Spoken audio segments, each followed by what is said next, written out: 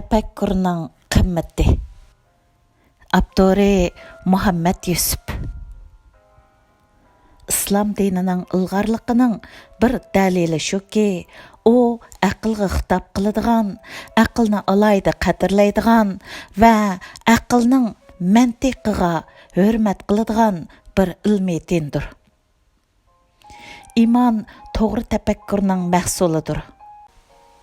Allah Taala musulmonlarga o'qish va bilishni farz qilgan bo'lsa, xuddi ustoz oqqat degandek tafakkur qilish islom farzlarining biridir. Qur'onning koinotning har qaysi sohalarga nazar tashlab tafakkur qilishga chaqiradigan oyatlari nihoyat ko'pdir. Ular osmonlarning va zaminning saltanati ustida, Allohning yaratgan maxluqotlari ustida fikr yurgizmaydi. Afrob surasi 185-oyat. İslam dini aql egillərinin şanini favqulodda yuqori ko'targan va ularga alayda hurmat qilgan. Bildiganlar bilan bilmaydiganlar tang bo'lamdi. Faqat aql egillari ibrat oladi. Zumar surasi 9-oyat. İbrat elinglar ay aql egillari. Hashr surasi 2-oyat. Mundan boshqami Qur'onda aql egillari degan so'z 15 qitim takrorlangan. İslam dini kishilarni nima uchun aql ishlatishga va osmon zaminlardagi shaylar ustida tafakkur qilishga shunchalik ko'p chaqirdi? Tabiiyki, aql tafakkur qilish quroli. Tafakkur qilish insonga xos bir alaydilikdir.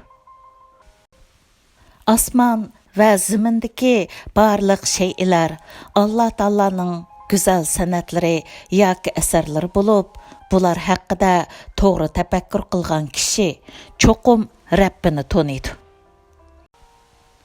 Aqli ko'zi ochiq bo'lganlar uchun koinotdagi har bir maxluqot va har bir alomat nurg'unlagan sirlarga ochqoch va hikmatlarga homildardir. Shunga faylasuflardan biri koinot latofatlik bir kitob.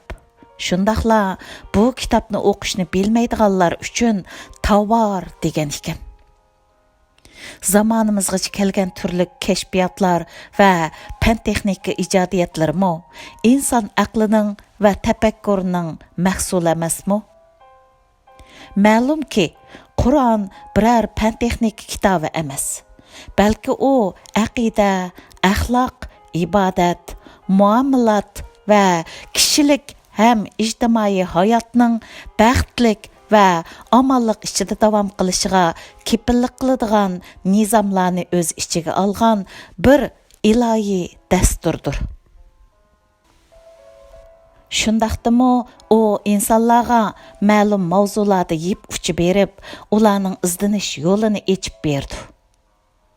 Umumiy qonuniyatlarning xususiy yeb uchini ko'rsatib berdi. Qur'on bizga sog'lom fikr yurgizib, to'g'ri natija chiqarishni o'rgatadi va insonlarni ilm-fanga yurish qilib, turli kashfiyotlarni ichish va ijodiy yangiliklarni yoritish uchun tayyorlaydi. Qur'onning mundan 14 asr burun so'zlaganlarining zamonimizda isbotlangan ilmiy haqiqatlar bilan o'xshash chiqqanligimi, uning birdan bir Allah Taalaning so'zi ekanligiga dalil bo'lganning sirtida yuqorida aytganlarimizning haq ekanligini isbotlamoqda. Islom dini bilan ilm hargizmi bir-biriga yot narsalar emas.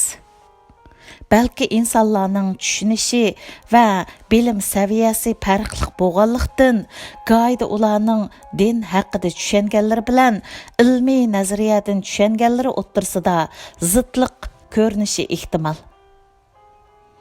Buningdagi yetarsizlik yoki xatolik islom dinida emas, ilmiy haqiqatlardami emas, balki insonlarning dal o'zida. To'g'ri diniy tushuncha bilan to'g'ri ilmiy nazariya hech vaqtda bir-biriga zid kelmaydi. Balki bu ikkisi bir-biriga tamoman muvofiqlashadi va bir-birini kuchlantirdi. Biz dinimizga amal qilmadik, Qur'onga vafo qilmadik. Biz turli sabablar tufayli islom dinining ro'yidan uzoqlashib qolgandan keyin bu dinni o'z xohishimiz bo'yicha tushundik va tushuntirdik.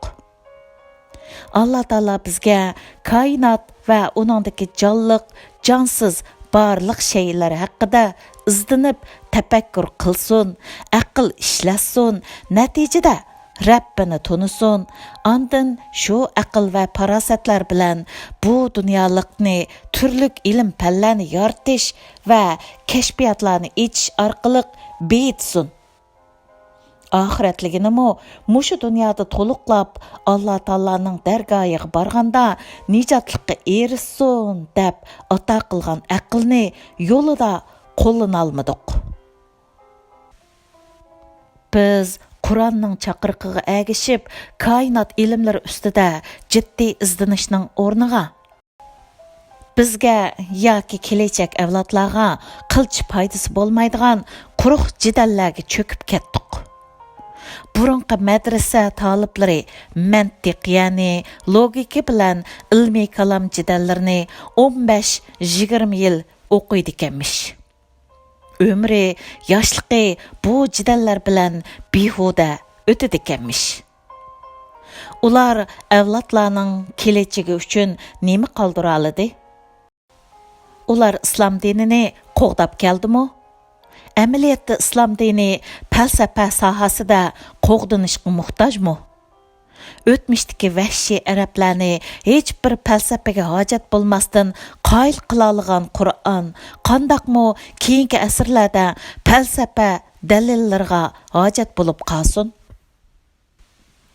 Ro'shanki islom dinini Alloh taolo o'zi to qiyomatgacha qo'g'daydiganligiga va'da qilgan. Bu din yer sharidan qat'iy yo'qlab ketmaydi, aksicha butun insoniyatning diniga aylanadi. Zamonimizdagi har soha ilm egallarining bas-basda bu dinga kirayotganligimi uning parlaq kelajagining bisharatidir.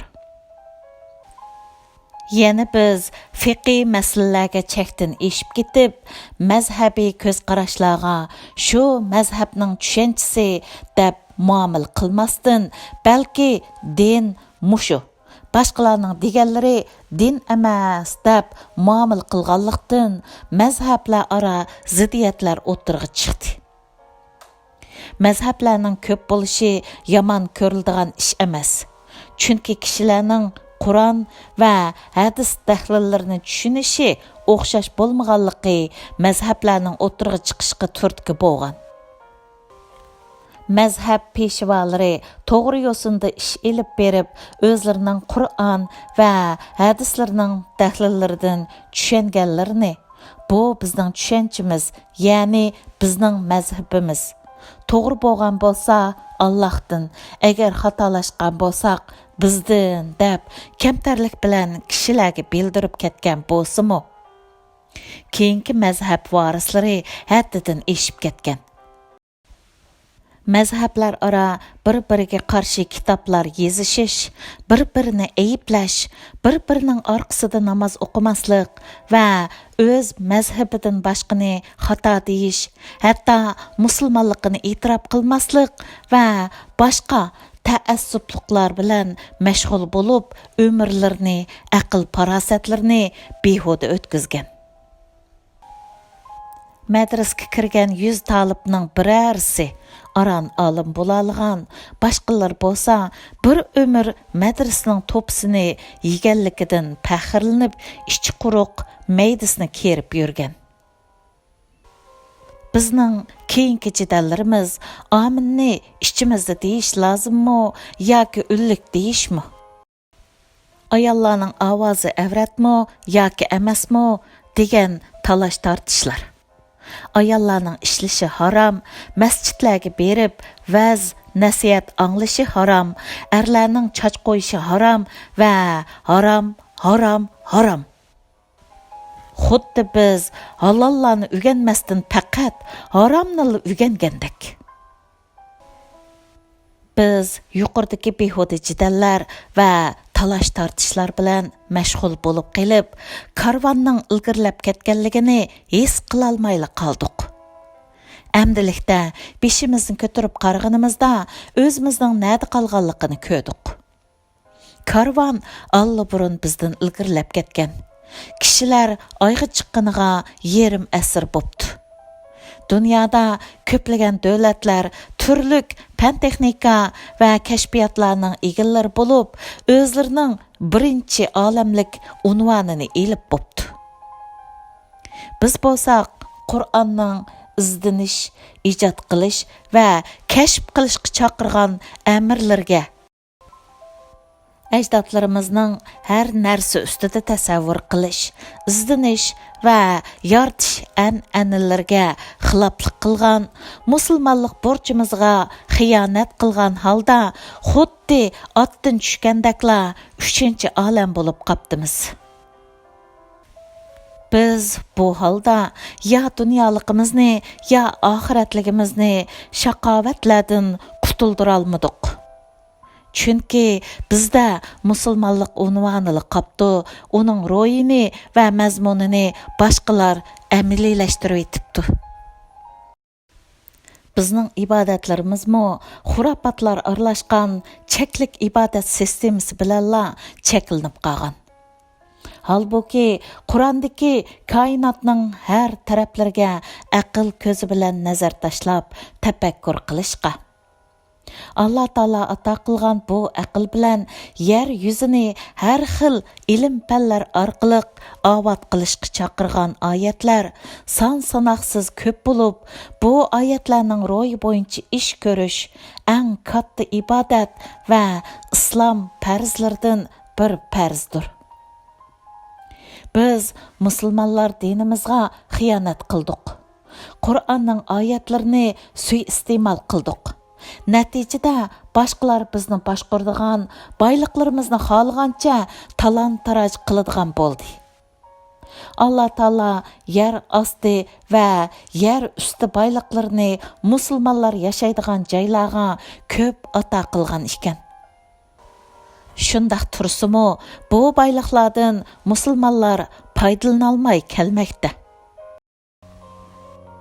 Allah Taala musulmonlarni pen texnika o'rganib, bu boyliqdan eng avval o'zlari foydalansin va raqiblari oldida qad ko'tarib tura olsin degan shafqati bilan barliq nafs boyliqlarni musulmonlarning diyoriga bergan emasmi? Allah Taala bu boyliqlarni boshqalar uchun yaratgan bo'lsa, ularning o'z diyorlarida yoritib berishga qodir emasmidi? Әмді қолымыздaki tayyor nonni tartqizib qo'ygandan keyin kimdan og'irnimiz? Allah nima uchun bizni tashlab etadi? Allah Qur'onda mo'minlarga yordam qilaman degan emasmi? Deb Allohdan qiydashga haqqimiz bormi? Kamchilik kimda? Albatta bizda. To'g'ri. Allah Taala Qur'onda bizga yordam va nusrat ato qildiganligini va'da qilgan. Allah Taolaning va'dasi haqdir. Biroq Allah butun va'dalarda mu'minlikni shart qilgan. Ya'ni va'dalarni haqiqiy mu'minlar uchun xos qilgan. Ayol mu'minlardan kimki dinning ro'yiga loyiq yaxshi amal qiladigan, biz uni albatta obdan yoshitimiz, ularga albatta qilgan amalidan yaxshiroq savob beramiz. Nayl surasi 97-oyat. Mu'minlarga yordam qilish bizga tegishlik bo'ldi.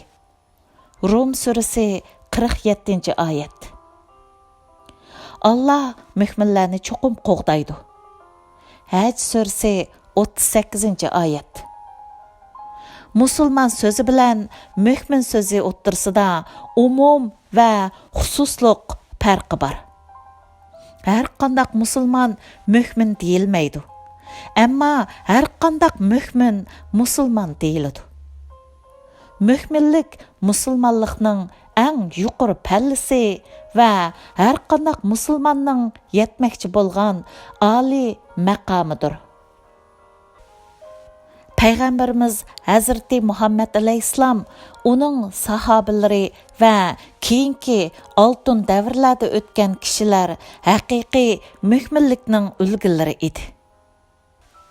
Şuna ular hakimiyetni 3 qit'ada sürəligen. Bizmi qachonki shularga o'xshash haqiqiy ma'nodagi mühminlardan bo'la olsak, Allah Taoloning yordami va nusratlari bizni qo'rshaydi. Allah Taolo Hazreti Muhammad aleyhisselam bilan uning sahobalariga shunday yordam qilgan va nusrat bergan edi. Afsuski, hozir biz nada, ular nada? Tepekkurning G'arb madaniyati va biz nomli kitobidan elindi. Tugidi.